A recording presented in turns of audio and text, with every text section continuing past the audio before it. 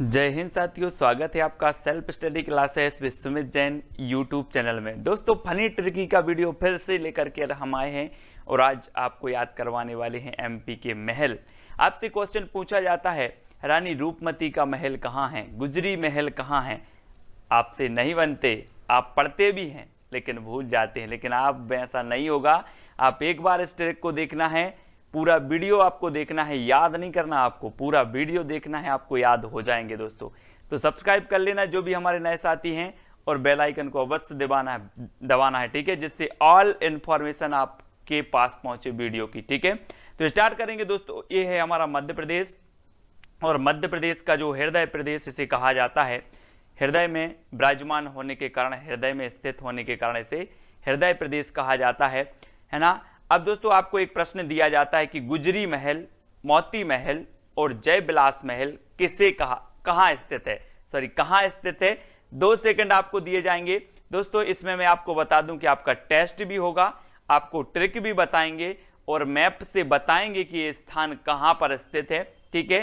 तो ये जब हम इतनी अच्छी चीजें आपको बताएंगे तो माइंड में सेट होगा, निश्चित ही होगा। गुजरी महल कहां पर स्थित है, तो आपका बिल्कुल सही आंसर आया है।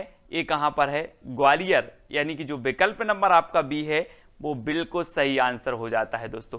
तो दोस्तों, एक बात बताना, गुजरी से याद आता है कि हम गुजरी बातों को, गुजरी लीलाओं को हम याद करते हैं किसकी, श्री कृष्ण। और श्री कृष्ण को क्या कहा जाता है, ग्वाल बाल, पढ़ते ना अपन तो ग्वाला, क्योंकि ये क्या चलाते हैं, यहां पर देखो गौआ चलाते थे, इसलिए ग्वाल कहा जाता था।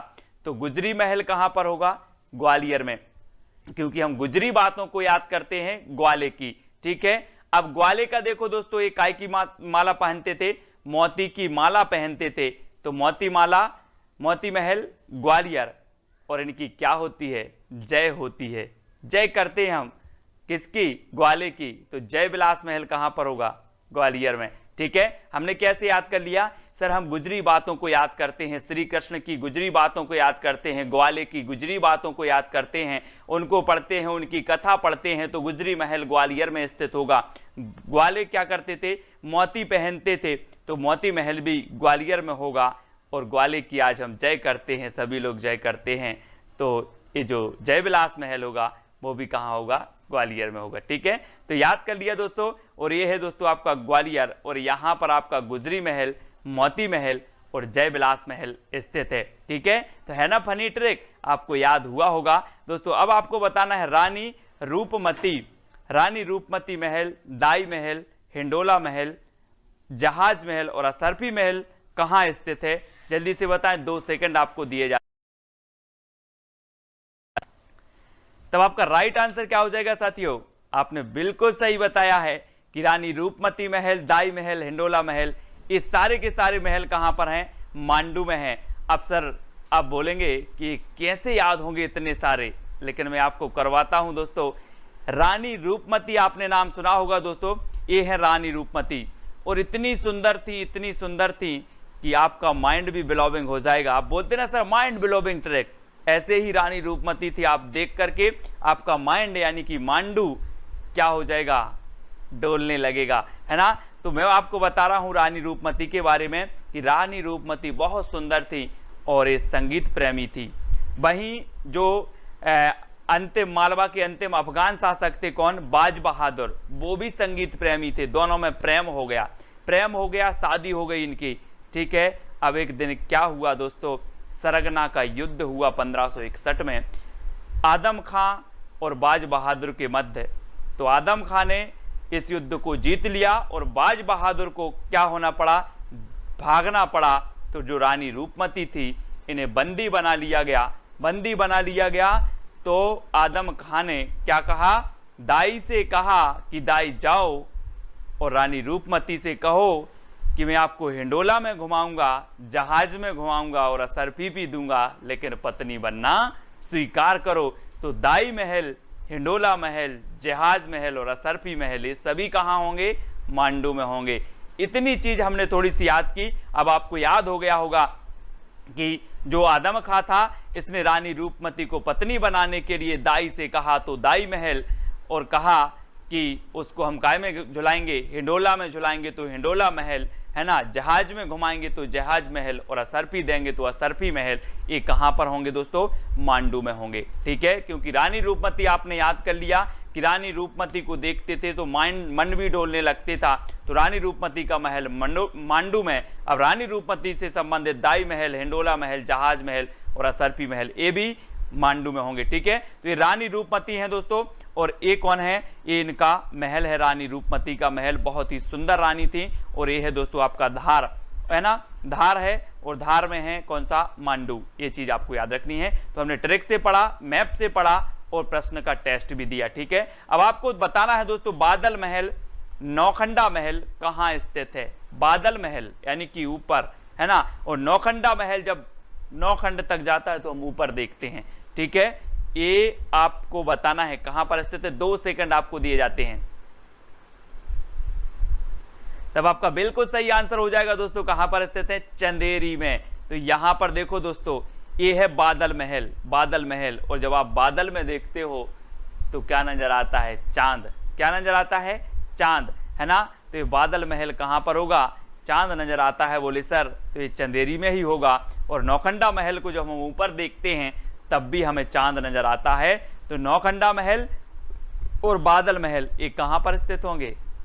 चंदेरी महल। अब मैं आपसे पूछूंगा कि बादल महल कहां स्थित है, तो बोलो सर ये तो चांदी पे होगा, यानी कि चंदेरी में। ठीक है, नौखंडा महल कहाँ स्थित है? सर जब हम नौखंडा को देखते हैं ऊपर तो हमें चांद नजर आता है, तो चंदेरी, है ना, चंदेरी में है ये दोनों। तो याद रख लेना दोस्तों, ये है आपका चंदेरी, अशोकनगर जिले में है दोस्तों चंदेरी। और चंदेरी साड़ियों के लिए प्रसिद्ध है। मैंने आपको बताया था जागेश्वरी देवी का महल मेला कहाँ लगता है, तो आपने बताया था चंदेरी में, है ना। यहाँ की साड़ियाँ बहुत प्रसिद्ध हैं चंदेरी की, तो याद रख लेना।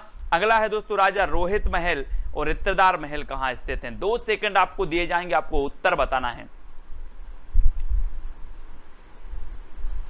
तब आपका बिल्कुल सही आंसर होगा दोस्तों रायसेन। कहां पर स्थित है? रायसेन, यानी कि बी नंबर आपका सही हो जाएगा। मैं आपको बता दूं कि मेरा एक मित्र है रोहित, और जब मैं इत्र लगाता हूं तो उससे पूछता हूं यार कौन सा इत्र लगाऊं। आप भी पूछते होंगे अपने मित्रों से यार कौन सा इत्र डालता है तू, कौन सा परफ्यूम डालता है ना। ऐसे मेरा मित्र है रोहित, मैं उससे पूछता हूं कि यार तू कौन सा इत्र डालता है, मैं उससे राय लेता हूं। क्या लेता हूं? राय। तो ये राजा रोहित महल और इत्रदार महल कहां पर होंगे? रायसेन में। क्योंकि रोहित से क्या लेता हूं मैं? इत्र की सलाह, राय लेता हूं, है ना। तो रोहित महल और इत्रदार महल कहां पर? रायसेन में स्थित है। ये है दोस्तों राजा रोहित महल, है ना, और ये कहां पर स्थित है? रायसेन में स्थित है। बड़े अच्छे से देख लेना, कभी घूम के आना, ठीक है। और ये है रायसेन, है ना, रायसेन जिले में राजा रोहित महल और इत्रदार महल स्थित हैं। तो रायसेन आप मैप के माध्यम से देख लेंगे। अगला है दोस्तों बघेलन महल कहां स्थित है? प्रश्न क्रमांक 5 का 2 सेकंड आपको मिलते हैं, आपको उत्तर बताना है। तब आपका बिल्कुल सही आंसर हो जाएगा दोस्तों। कहां पर है? मंडला, यानी कि डी नंबर। मैंने याद करवाया था कान्हा किसली राष्ट्रीय उद्यान कि कान्हा को देखकर मन डोला, कान्हा को देखकर मन डोला, तो कान्हा राष्ट्रीय उद्यान मंडला। वैसे ही बघेलन को देखकर मन डोला, तो बघेलन महल कहां होगा? मंडला। बघेलन नाम की कोई सुंदरी है और उस सुंदरी को देखकर मन डोला, तो बघेलन महल मंडला। ठीक है, इसको याद करना है दोस्तों। और ये आपका मंडला में होगा बघेलन महल, और ये है मंडला। ठीक है, याद रखेंगे, एक मंडला है, यहाँ पर बघेलन महल है यहाँ पर, ठीक है, और यहाँ पर कान्हा किसली राष्ट्रीय उद्यान भी है। जरूर घूम के आना है आपको, ठीक है। अगला क्वेश्चन दोस्तों आपको बताना है सतखंडा महल कहाँ स्थित है। 2 सेकंड आपको दिए जाते हैं। तो आपका राइट आंसर हो जाएगा दोस्तों दतिया। कहां पर स्थित है? दतिया में स्थित है। ये है दोस्तों सतखंडा महल, सतखंडा महल है दतिया में। और दतिया से आपका बन जाता है दांत।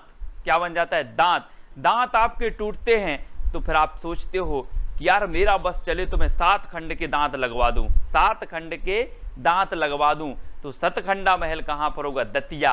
कहां पर है? दतिया में होगा।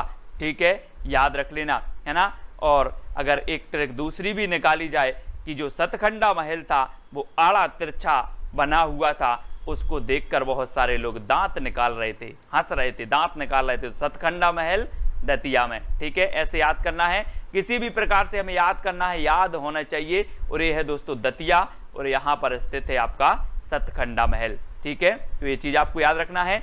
अगला क्वेश्चन है दोस्तों आपका मदन महल। मदन महल कहां पर स्थित है? अब 4 विकल्प आपको दिए जाते हैं दोस्तों, और आप बड़े ही अच्छे से बोलते हो। क्या बोलते हो? मदन, मदन गोपाल बोलते ना, छोटी छोटी गईये छोटे छोटे ग्वाल, छोटा सा मेरा मदन गोपाल बोलते ना, ये वही मदन है ना। और ये मदन महल आपको बताना है कहां पर स्थित है। तो याद रख लेना, गोपियां क्या करती थी? गोपियां जब लो मदन को ना देख लेती थी तब तक उनके दिन की शुरुआत नहीं होती थी। तो जब लो मदन को ना देख लें तब तक दिन की शुरुआत नहीं होती थी। किसकी? गोपियों की। तो जबलो से जबलपुर, और किसको ना देख लें? मदन को। तो जबलपुर में कौन सा महल होगा?